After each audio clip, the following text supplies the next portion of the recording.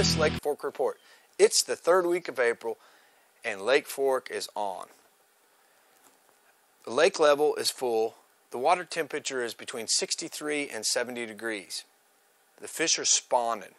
The main two patterns I'm using are weightless worms and sight fishing.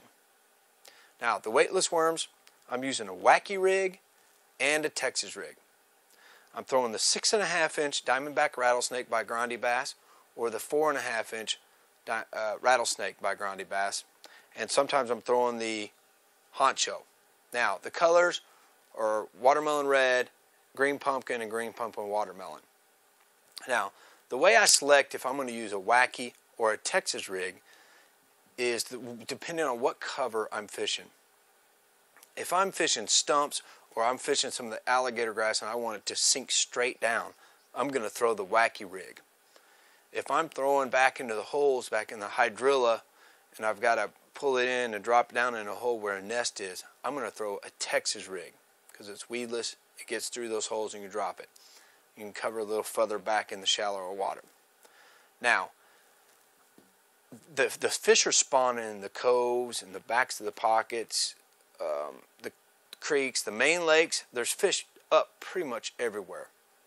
So when I'll go through an area first, throw the weightless worms, the wacky or the Texas rig, and then I'll turn around and go back through there and start looking for nest. That's my primary pattern. I'm sight fishing. Okay, I'm using a Texas rig, 4.5-inch pink Grande Bass rattlesnake, and I'm also throwing a Black Angel jig in the white and the pink with a white mega chunk on it. Now, while you're sight fishing, the most important tool you can use are your sunglasses. High quality sunglasses like the Oakley line of sunglasses, the HD optics, really make a difference on what you can see under the water. Now, when I'm sight fishing, I use an amber lens or the fishing specific yellow lenses to really separate the shadows in the water. That's important because when you're looking into a green and blue environment, if you're using gray shades, it doesn't separate the shadows and you can't clarify what's going on down there.